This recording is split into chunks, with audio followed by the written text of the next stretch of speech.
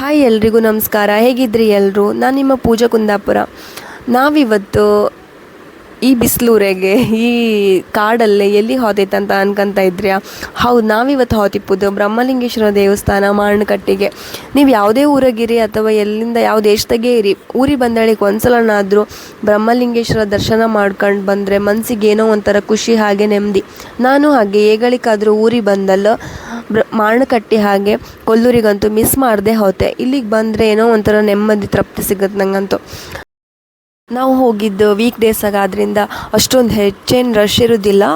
ಆದರೂ ಚೀಟಿ ತಕ್ಕೊಂಡು ನಮ್ಗೆ ಯಾವ ಸೇವೆ ಬೇಕು ಆ ಸೇವೆನೊಂದು ಮಾಡಿಸಿ ದೇವ್ರ ದರ್ಶನಕ್ಕಂದು ಹೇಳಿ ಚೀಟಿ ಮಾಡಿಸ್ತಾ ಇತ್ತು. ಚೀಟಿ ಮಾಡಿಸ್ಕೊಂಡು ಒಳಗೆ ಹೋಪತ್ತಿಗೆ ಕಂಡ್ರೆ ಈಗ ವೀಡಿಯೋ ಎಲ್ಲ ಮಾಡೋಕ್ಕಿಲ್ಲ ಅಂತ ಹೇಳ್ತಿದ್ರು. ಸೊ ವೀಡಿಯೋ ಎಲ್ಲ ಮುಂಚೆ ಅಲೋ ಇತ್ತು, ಈಗ ವೀಡಿಯೋ ಫೋಟೋಗ್ರಫಿ ಎಲ್ಲ ಅಲೋ ಮಾಡೋಕ್ಕಿಲ್ಲ ಅಂತ ಹೇಳಿ ಅಲ್ಲಿನೆಲ್ಲ ಹೇಳ್ತಿದ್ರು.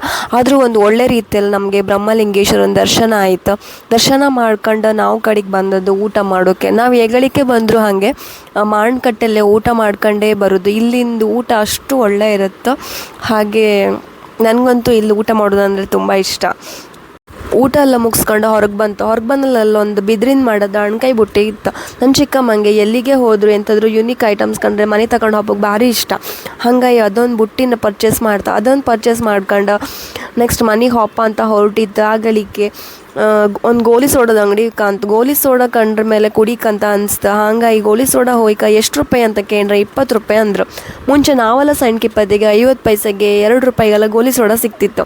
ಈಗ ಕಂಡ್ರೆ 20 ರೂಪಾಯಿ ಆಯ್ತು ಅಂದೇಳಿ ಒಂದು ಗೋಲಿ ಸೋಡಾ ಕುಡ್ಕೊಂಡು ಹಂಗಾರೆ ಮನೆಗೆ ಹೋಪ ಅಂದೇಳಿ ಹೊರಟು. ಇನ್ನೊಂದು ವೀಡಿಯೋದಲ್ಲಿ ನಾನು ನಿಮ್ಮ ಜೊತೆ ಸಿಗ್ತೆ. ಅಲ್ಲಿವರೆಗೂ ಬಾಯ್ ಬಾಯ್, ಟೇಕ್ ಕೇರ್.